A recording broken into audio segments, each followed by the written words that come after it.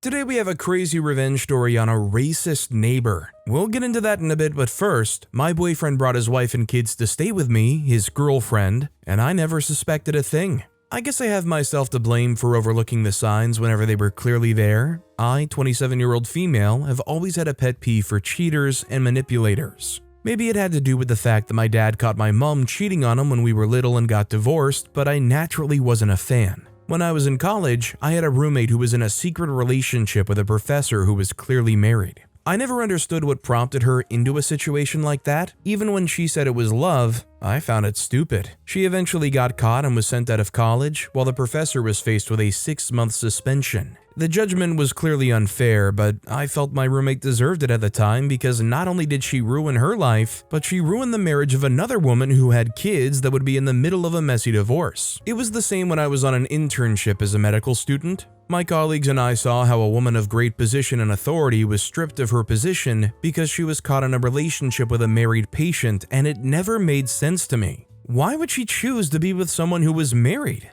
I carried on with my life and eventually got retained to the hospital where I had done my internship. This was where I met John. I officially met John when he came for his usual checkup.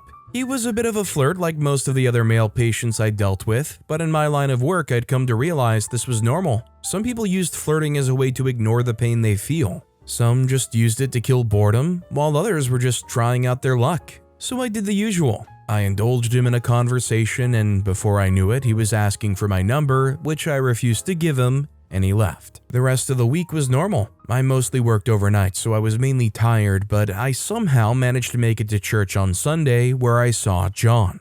Only this time he was the one preaching the sermon. To be honest, at that time, that even made me more weary and against any relationship with him. I didn't want to pursue anything with a pastor or an extremely religious person. Don't get me wrong, it wasn't that I had anything against him, but it was more about me. I was an extrovert, which was one of the appealing qualities that made me good at my job, but outside my job, I loved to hang out with friends and party, and I didn't want to just suddenly cut off that part of my life over a relationship. John was consistent in wooing me. He brought flowers daily, and it was like he was a completely different person outside the church. He was sweet, extremely charming and kind, and never had any problem with my lifestyle. He valued honesty and kindness. I hadn't even agreed to being his girlfriend when he introduced me to his friends. Most of them were cool and more interesting than I expected them to be. I decided to go for it. Since I wasn't getting younger and I met someone nice who wanted to be with me, I agreed. Now, John came from a small town in Mexico.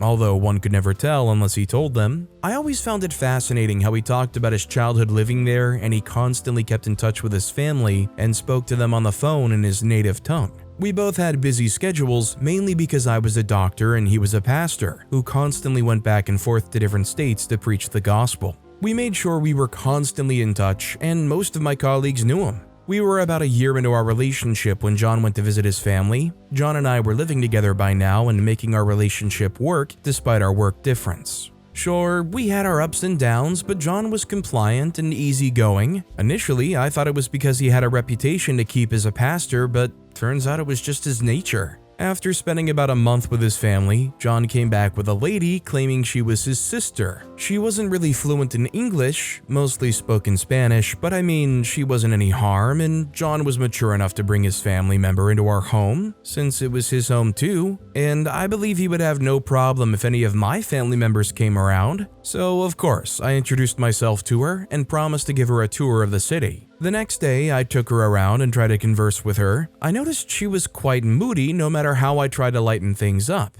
I thought it was because she missed her family, and that turned into a discussion for us. She told me she had 2 little kids she left in Mexico and missed them so much. At first, I thought it was odd John mentioned something about his sister, but she was supposed to be 20 and in college. So how did she have kids? I confronted her and tried to reassure her to the best of my efforts. Later at night, I got to thinking the lady John claimed to be his sister, she looked older than 20 and had kids. Was I missing something? I confronted John about it, and his response was he had 2 sisters, and she was the elder one. I thought it was weird he never mentioned that to me, but didn't question him, an honest mistake of mine. About 2 months later, I noticed John's sister, Maria, had settled in nicely, and it wasn't looking like she was going anytime soon. Gone was the terrified mother who was longing to see her kids. It was more of an imposement. She and John spent time together constantly speaking in their language, making me feel left out, and they didn't seem to mind. I once stylishly brought up a conversation about Maria's children and if she misses them. She responded saying that she FaceTimes them constantly and they would soon be together as a family. I didn't understand what that meant until I saw Maria's 2 kids in our apartment when I returned from a night shift the next week. I didn't hide my disdain, nor did I pretend I was fine with the situation. I confronted John about the whole arrangement, and he said he was in the process of getting them a new apartment since they were new to the city. As you can guess, Maria and her kids settled in nicely and didn't look like they were leaving anytime soon. By now, I was responsible for the rent alone because John had gone for a 2-month retreat that took place in the church yearly. So not only was I accommodating John's alleged sister, I also had to provide their basic needs. Did I forget to mention Maria wasn't even working, so apparently she was here on visitation so she couldn't work. Sometimes I contemplated calling immigration services on her, but her 2 little kids had nothing to do with this and would be caught in a whole scandal. The hospital became more of a solace than my own home. Anytime I imagined going home to see Maria and her children in my apartment, I feel a certain surge of anger and just decide to stay in one of the empty hospital rooms. But during the weekends, I managed to go home. I waited for John to come back from his retreat before stating it clearly in front of him and Maria that we have done enough, and it was time for her to find her own place with her kids. John, as usual, was back to his pleading mode. His explanation this time was that he was broke and couldn't afford to get his sister an apartment, and honestly, I was pissed. Why bring someone and decide to be responsible for them if you do not have the financial capacity for it? I decided to loan John money to get them an apartment because I just needed them out. Truth is, it wasn't that I hated Maria, it was how excessively close she was to John that always seemed to get on my nerves. She called him Juan instead of John, and they always talked for long hours in their language. They could be in the middle of a conversation, and once I walk in, Maria is suddenly quiet and glaring at me like I could understand whatever they were rambling on and on about. I didn't feel safe around Maria. She hated me and never bothered to hide it, so yeah, I wasn't going to entertain someone who clearly didn't like me in my own home. A month passed, and what would you know? John still hasn't gotten Maria and her kids a new apartment. Apparently, he'd been too busy with work. I took matters into my own hands and went looking for an apartment in the farther end of the city. I needed her far away from me. I asked John to pay the deposit, and of course, his bank app had issues. Honestly, I could tell at that point that something else was going on, so I spoke to John's friends about it to find out if Maria was somehow threatening her brother, because what the freak? They all assured me things were fine, but John was having a hard time trying to figure out the best way to make me and Maria get along. At this point, I was tired of the different excuses and decided to call his parents to explain the whole situation on the grounds that maybe they could talk some sense into their daughter to get her to move back to Mexico. I would pay for her flight if money was an issue. I just wanted her gone. But as soon as I dialed the number, I managed to sneak off John's phone at midnight. The voice I heard was nothing like I expected his mom to sound. This person spoke English fluently. And when I asked who she was, her name was Maria, and she was John's sister in college. So who the heck was I living with? It turns out not only did John have just one sister who was in Mexico, but also had a wife who was currently living with me, and he had 2 kids. I was in shock. This man found a way to bring his wife into the city and got her to stay with his girlfriend, and also brought his kids to also settle in nicely. I was so heartbroken I didn't know what to do. I just kept thinking it was a lie. He wouldn't do that. He was an ordained pastor who preached about love and trust. I decided to call up a friend of his, and as you can guess, the lady on his phone was right. John's friends knew about the whole situation and didn't say a word. And the worst part was I was getting played without ever suspecting a thing. Now I was angry. I called the immigration services on Maria and the kids, and it turns out her name was Julia, and John's plan was to marry me to get permanent citizenship and access to my money when he divorced me. So much for being a pastor. He was sent back to his country along with his family, and that was the last I saw of them. Turns out one can be manipulated into situations out of their control, and for once I understood where my roommate in college and my boss during internship were coming from. Does anybody else hear this story and just think, OP was way too gullible, that OP went along with things way too much and allowed way too much time to pass by? I mean, as soon as OP got that money, you should have been like hounding them every day. Okay, where's the apartment? Also, hi, I'm Steven, and if you guys enjoy crazy stories of revenge, it would be amazing if you left a like or left a review if you're listening to my podcast. That said, our next story is, girlfriend cheats on me with ex, so I wipe her bank accounts. I don't like to be a stereotype. This is why I've always wanted to believe that everyone is a different person and no two people are the same. Lots of people have these beliefs about the general population of either gender. For men, they believe it's in their nature to be overly egotistical or aggressive or maybe just to cheat. Some of them are all three.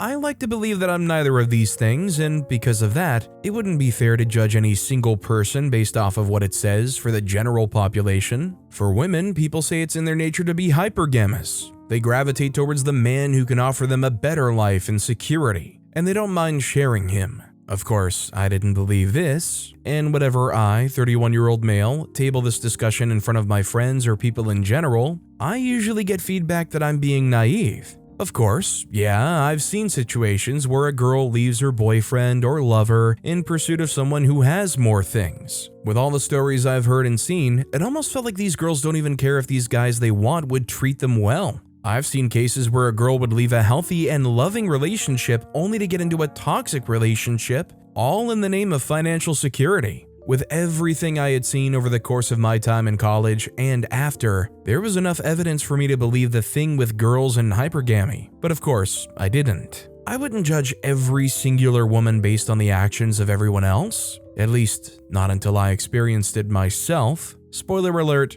I did. I learned everything I know about women from my ex-girlfriend. Let's call her Sal, 26-year-old female. I met Sal on Tinder. It was a few years ago and I had just started working in my new firm in Chicago and things were looking up. I'd been staying in my older brother's apartment before then, and it was good to finally get a place of my own and a new start in a different city. I also hadn't been in a relationship for some time. My last one ended in my third year of college. Anyways, a few weeks after I started working for my new firm, I was invited out to get drinks by my coworkers. It was a Friday, so they thought it would be nice for us to do a little team bonding. While we were at the bar, our discussion somehow veered into the topic of relationships, and everyone was talking about theirs. Then, someone asked me if I was in a relationship. I said no, and that I hadn't been one in a long time. I told them that I haven't seen someone I was really interested in a long time. One of the women, Chloe, picked up my phone and asked me to unlock it. I did, and when I asked her what she was doing, she told me she was helping me set up Tinder. I didn't think Tinder was a nice place to meet people you wanted to be in a relationship with. I had always thought it was just a swipe and bang app.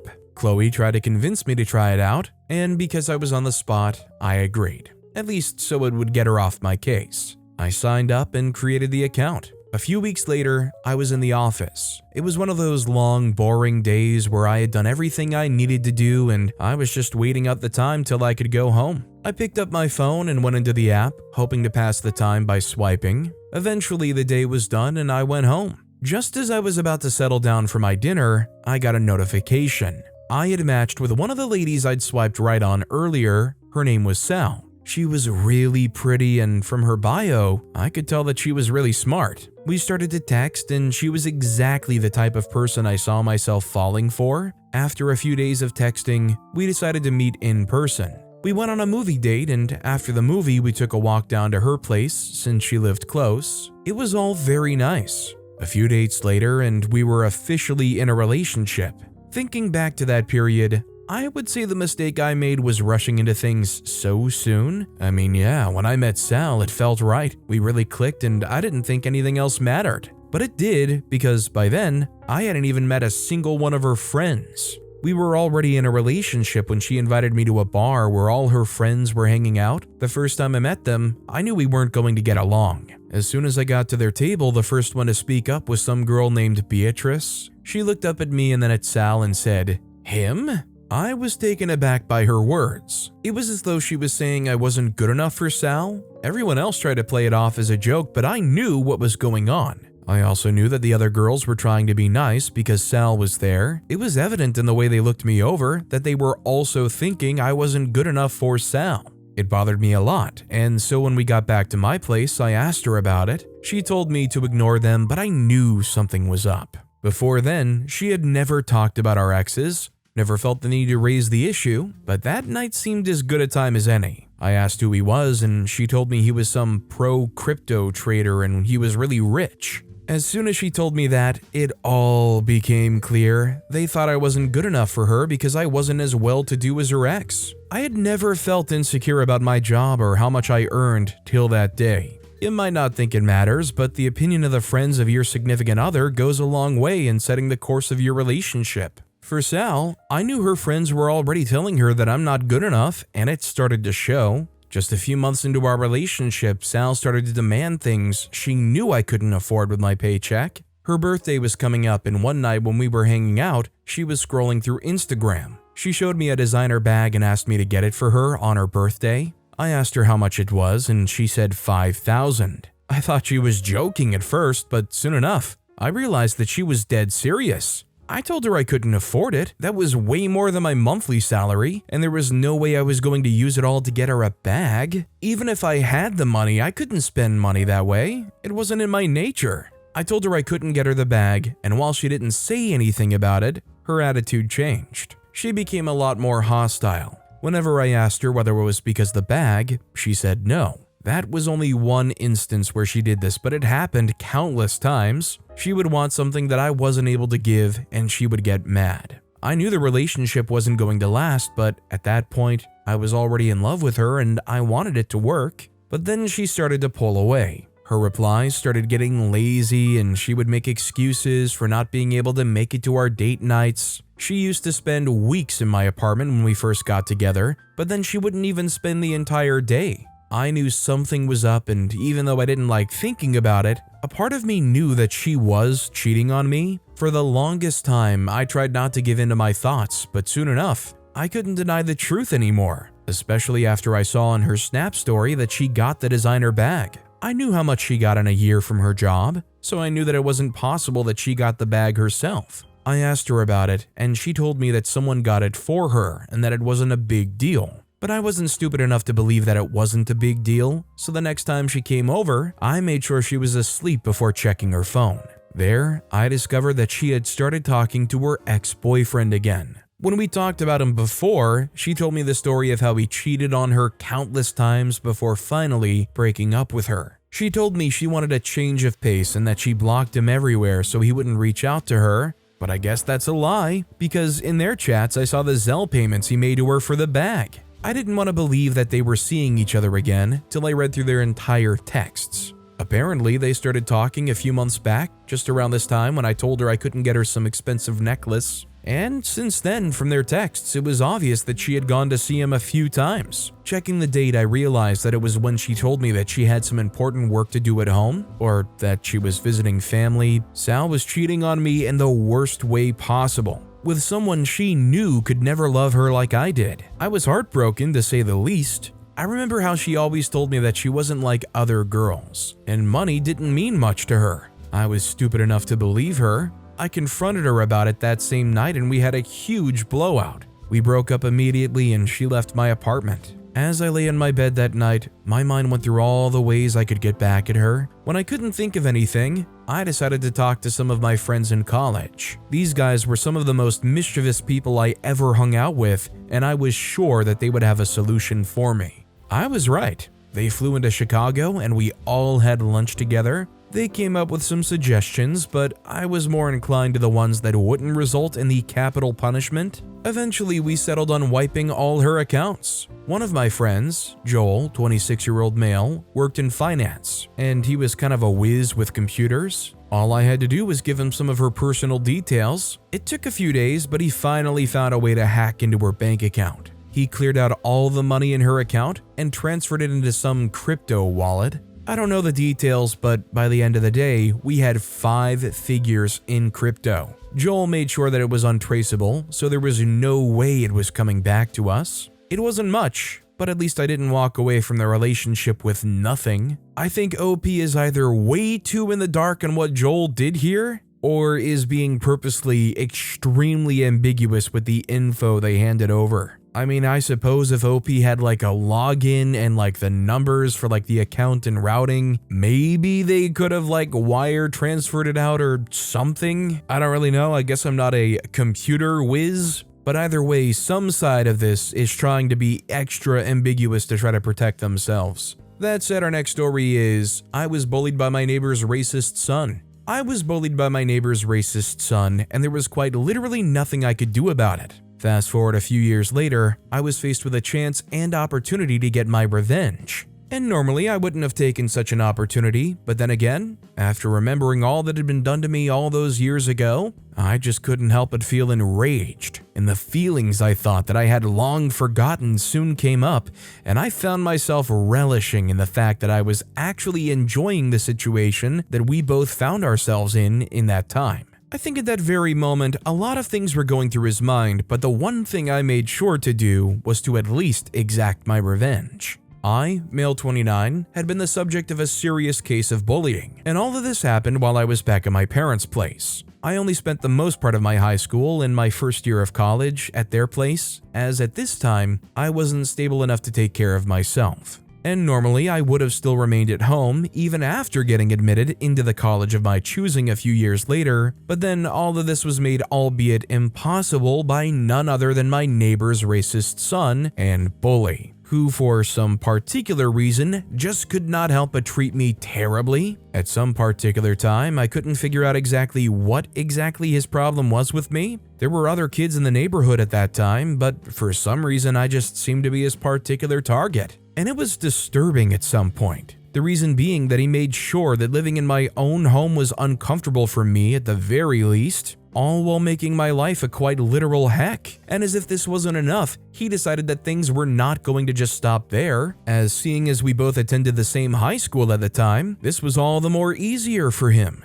Back in high school, he also made it his #1 priority to make high school quite literally a living heck. He would always torment me right after classes and even during lunch breaks. Some other times, he would even make serious attempts at locking me in my lockers, and other times, he would lock me in the school's bathroom. It wasn't like I could tell anybody about it, but the fact remained that he was doing most of these things in broad daylight, and also right in front of every single person on the school grounds, and they all watched and did nothing. This was, for me, heck on earth. It seemed like I was all alone in my troubles, and the worst part of it all was that I had no idea why this was the case. And it just so happened that his parents were of quite higher standards at the time than mine. By this, I mean that his parents were obviously more financially stable than mine were at the time, and thus they held an even higher position on the school's board as they were the school's biggest contributors. This just simply meant that in the event that I was to report the happenings to anyone else of a higher authority,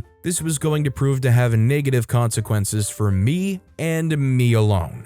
And this in its own totally kept me silent to everything that was happening. Various incidents had occurred back when we were still in high school, but the most important one of all was the one that almost definitely changed my life. And this was around the time when I was seriously bullied, so much so, it really started to mess with me. So on this very day, there was supposed to be a field trip, organized by the school's authorities, and this was meant to serve as a means to expose the students to various historical landmarks and the like, purely for educational purposes, but also as a means of recreation, as there were various stops along the way to the various historical landmarks and also on our way back. And just as I was expecting, as we went by various places, some of which laid emphasis on the history of slaves and slave trade, I was made the joke of our entire school group, as he and his friend group started it, as he was always making various comments and remarks, some of which weren't as terrible as others, but I was still unaffected by anything he had to say or do during the field trip at the time, because I was sure that doing this was the only way for him to bully me while we were on the field trip at the very least. I guess I thought wrong, as this wasn't even scratching the surface on what he did to me. So basically, when we were done at the various historical landmarks, we had various stops, where us students were allowed to just hang out and all. Then, right after we made our way to the central zoo, which housed an aquarium within it, along with various other habitats. And when we got to the monkey habitat, he, as usual and expected, made several derogatory remarks as to the likeness that could be found between myself and the monkeys in confinement, which honestly made me annoyed and angry at this point because, to be honest, his jokes were already getting out of hand and there was a limit to which one's skin can be tough to stuff like that. I could tell that I was slowly but surely approaching my limit, and when I realized he wasn't going to desist, something in me lit up immediately and I just flared up. And I don't know what got into me at this time, but this felt basically like the right thing to do. I basically retaliated, and this surprised every single student around,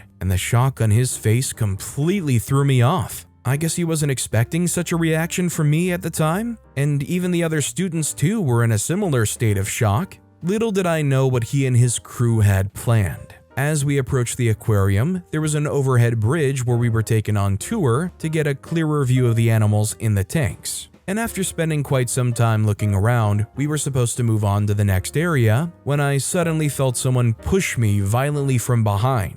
And the only thing I remember after that was myself falling headfirst into the pool and drown, as I had not the faintest idea how to swim. I only remember passing out and waking up in the emergency room, where I was taken immediately as I lost consciousness. My family was there beside me as they tried to figure out what exactly happened during the field trip and how what happened had happened. I was clueless. At the time, nothing was coming to my mind, as my memory was still hazy. But after taking some time to rest and really gather my thoughts, I realized, or rather remembered, that I was pushed. And I didn't trip, as the report said, and there was only one person that was behind me and the entire school group during the whole trip. It didn't even take as long as I thought it would to piece everything together, and when I finally did, something really unlike me happened. I started to get overwhelmed with a series of emotions, most of which were fueling negative thoughts on things I wanted to do to him. The main reason I felt enraged was because I knew that even though I came out to say what really happened on the field trip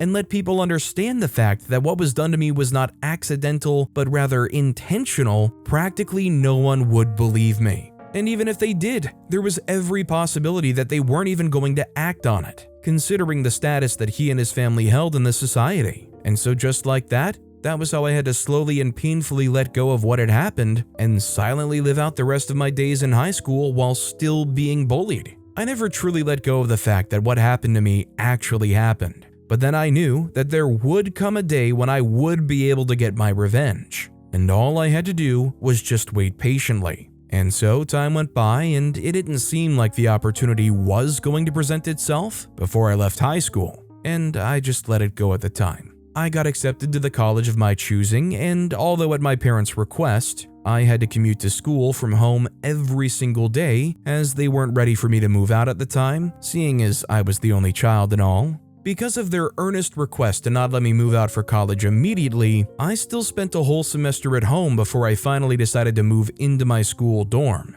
at the end of the semester. But before that happened, seeing as I was still at home and my bully and racist neighbor's son was still around, I noticed that while it wasn't mandatory or anything, but it didn't really seem like things were going really well for his family, as right after graduating high school, his mother left his father, and his father had to take care of their entire family without the mother, and this apparently hindered his chances of going to college at the time. But this didn't bother me at the time. Not just yet. So I spent the next 5 years getting my degree, well, to be exact, 4 years for my degree, and the last year was used to intern at one of the country's top engineering agencies, and after my whole intern period, I was given the chance to be retained, seeing as I was one of the best interns, and I was also the best graduating student from my class. I immediately accepted the offer, as this was one of the best I've ever received. It seemed like this was truly my chance to make a name for myself, and I carried out my duties and functions judiciously. And after spending 4 years with this establishment, I was already recognized as the best of the best engineers that were available. I was even rated over the other engineers that had been there for a while, and because of this, I was promoted to an even higher position, which came with lots of benefits. One of which includes signing off on important projects. And then this was where my chance inevitably came. One day I had received a project proposal, and the target area was my old neighborhood, as there were plans of erecting several structures, and seeing as some of the houses were in the way, I was supposed to review the on-site location. And so I did. To my greatest surprise, I saw that the house that we had to take a look at was none other than my neighbor's son, who had been the greatest tormentor in my life. The moment I saw his house, everything that he had done to me back then began coming back, and I was feeling the rage yet again. He didn't realize who I was when we came to check on his property, but when I made my name known, he suddenly burst into tears as he pleaded with me to not let his home get demolished along with construction. But every plea of his fell on deaf ears, as I already knew what I wanted to do. This was my opportunity to get my revenge for all those years of torment, as I was not willing in the slightest to let it go. I had been waiting for this moment all my life. Anyways, I went with what I had in mind, and now I have a happy customer, a weight which has been lifted off my mind, and there were no more negatives in my life. I'm not sure about my now homeless bully though. You gotta love when things just come around full circle perfectly, especially in a situation where you want to have some kind of revenge. You want it to come full circle way faster, and it gets to that point where you're like, you know what, I guess it's just a missed opportunity, sucks, you let it go, you move on, and then bam, it just opens up for you. But with that being said, that's all the time we have for today. Now, if you want to hear another crazy revenge story, check out that video on the left. Or if you missed my latest video, check out that video on the right. That said, I'll see you all next time with some more stories.